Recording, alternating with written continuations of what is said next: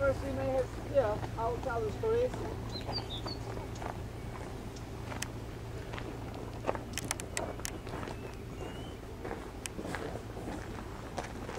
Here is Beach Cemetery. Firstly, something about the cemeteries. As you know, Gallipoli campaign finished in 1915, and the first grave commission came to Gallipoli in 1919. It means from 1915 to 1919, these graves were lying under the wooden crosses. But 4 years was a very long period for a wooden cross. When the commission members came here, they saw some of the wooden crosses were mixed, some of them lost, so the bodies, the graves of the soldiers lost. Now it was impossible to identify them because when they died, their name tags taken by the officer. At that time they were just bodies, bones, skulls, skeletons. So what they do, they decide to put these headstones for the soldiers whose wooden cross were standing, or whose graves was found by commission, or whose names were written in the special war records. Sometimes they couldn't find the body, but the war record saying that he buried there. They put a headstone for him anywhere in the cemetery by writing "Belute buried in the cemetery." Maybe under his headstone, maybe near a stone, but over the same area. From 1919 to 1934, Allied completed almost all the cemeteries. So today, 31 cemeteries and memorials belong to Allied. Commonwealth War Graves Commission maintaining them, but there are Turkish gardeners who work for Commission 5-6 times in a week. They are coming and cleaning these areas. Today, which cemetery you go, you can see all of them like that in good condition, because also Turkish people paying enough attention and respect to your ancestors as their own ancestors. Here is Beach Cemetery. Because of its location near the main base, here is the south end of Anzac Cove. Our next stop is Anzac Cove. Because of its location near the main base, the graves represents a wide cross-section of servicemen. These who lost their lives on the beach. It also contains many mortally wounded soldiers' graves, because one of the biggest hospitals of Anzac was located near the cemetery. Beach Cemetery is famous with John Simpson, the man with the donkey, legend in your countries, this man.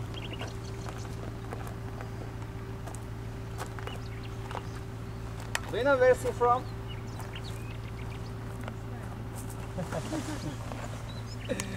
He's from England. Who's from England? Anyone? Do you know the town South Shields, northeast of England? South Shields. He's from there. Then how he became a legend in Australia and New Zealand. His interest started animals in his early childhood. He was working in a farm and providing children donkey ride for 1 penny. In 1909, his father died. And 1 day later, he answered the call of the sea and began to sail all the world. In 1910, he reached Australia. But when he came to Australia, he and dozens of others there were cleared out. He began to work hard and hard to turn back home to England. 4 years, he lived in different parts of Australia, but couldn't find any chance to go back home. When the war broke out in 1914, he decided to join the army, because at that time the army would train in England, in his home. Yes, at first they would do the training in England, but seeing a growing number, army went to Egypt for training, and he went to Egypt. And he was between the first landers 25th of April morning. He landed near that spot.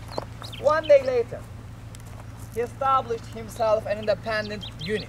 He found a donkey and began to carry wounded soldiers from valleys, trench to here. While he was going up, he was carrying fresh water for others, turning back, carrying wounded soldiers. In a short time, he became a family sight. Also, the Turks knew about him and it never touched on him. Nearly 25 days period he served here, and during this period, he carried nearly 300 wounded soldiers with his donkey. It means 300 times he went to the Valley of Death. Later I'll show you Sharapna Valley. and 300 soldiers' lives saved by him. But unfortunately, he lost his life on the 19th of May 1915 during the biggest counterattack of Turkish army. Nearly 40,000 Turkish soldiers joined this attack, and the machine guns were in everywhere, so one of these bullets came to Simpson. According to legend, when he was shot by a machine gun, he was still on his donkey. His donkey Murphy or Duffy carried John to here, but when he arrived, it was too late, he already died. After he died, he recommended for the Victoria Cross. Do you know Victoria Cross? The highest degree in the army, but not single act of heroism could be isolated for him. Years after the war, in 1967, Australian Governor General Lord Casey, he was the first lieutenant here during the campaign, later to become Australian Governor General, he presented his sister with the first Anzac commemorative medallion. And his donkey, Murphy, got Purple Cross by the Parliament, but he couldn't have any medallion. Now they have a statue in Canberra in Australian War Memorial Garden. Maybe he couldn't take any VC or other medallions, but because of his actions, today we still speak about him. And he is much more famous than the Victoria Cross soldiers. For example, do you know any soldier who got Victoria Cross from Gallipoli campaign? Do you know John Simpson? Okay, when we go along fine, I will also tell you some of the stories of the soldiers who got VC at Gallipoli. In Australia, young generation started to love Gallipoli with the stories of John Simpson. In Turkey, young generation started to love the Gallipoli story with Purple Safe Statue. I was one of them. In New Zealand, could you hand up my New Zealand guesses? Okay, how do you start to love Gallipoli? With which stories? Sorry? And how you start to love Gallipoli stories? No. How do we learn it? Yeah. Like, how do we start to learn it? Like, it's all a movie, I think. Like poetry? Okay, maybe you heard about the Lieutenant Colonel William Malone. William Malone was the most famous commander of New Zealand Army. Why I ask this question? Because in also New Zealand Army, there are some heroes like John Simpson, like the others, but we don't know whom they are. Last year, I started a big project. I am trying to find the names of the soldiers who were real heroes, but we don't know whom they are. And the first name which I found was James Henderson. Have you heard about before? James Henderson was the man with the donkey of New Zealand Army. Like Simpson, from beginning till evacuation, he always carried wounded soldiers with his donkey. More than 1,000 wounded soldiers carried with him, but because he survived the war, he wasn't famous as John Simpson. Unfortunately, this is the fate of war. If you lose your life, you're being popular. If not much people remember about you. So when you go your countries, and if you learn any other soldiers' name who were real heroes, please send me their name. I can do some research and share it with my guesses here. In also Turkish army, there was a man with a donkey. His name was Saka Hüseyin. Saka is the people who carry fresh water for others with his donkey. One day, while Saka Hüseyin was carrying fresh water for his Turkish friends, he lost his way. Wrongly came to an Anzac trench. Anzac soldier captured him and commander asked him, "Hey man, where are you? What's your business here?" He thought if he said the truth, he gonna die there. So he said, "My commander sent you some fresh water for your wounded soldiers. This for you." Anzac commander didn't want to believe him at first, but they really needed water. It was nearly impossible to find fresh water in Gallipoli because all the water sources on the side of Turks. From where Anzac soldiers obtained the water, the close address, like behind of you, 20 miles, Imroz Island. Imroz Island was a Turkish island before Balkan Wars.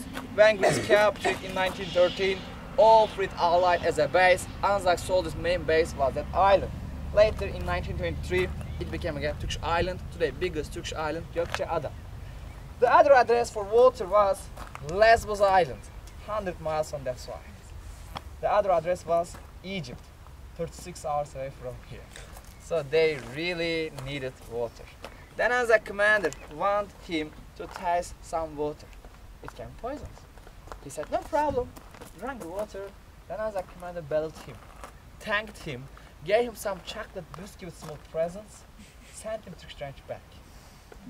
It's possible, it was gentleman's war. But when he turned back to his Turkish range, his Turkish commander punished him. Why? Because he lost the water. Sometimes water much more important than a soldier's lives in Gallipoli.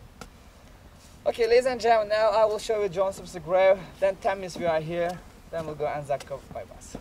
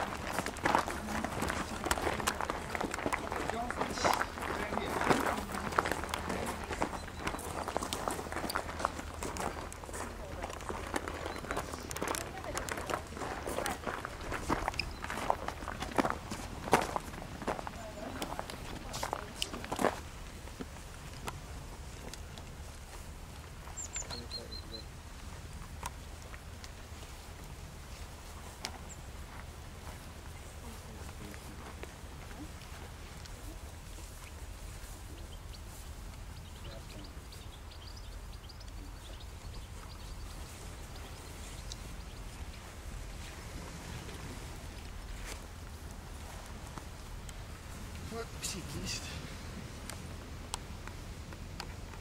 Ben şimdi yani oraya drone geliyorum. Küçük yer alışınca bir keresi fark etmez mi?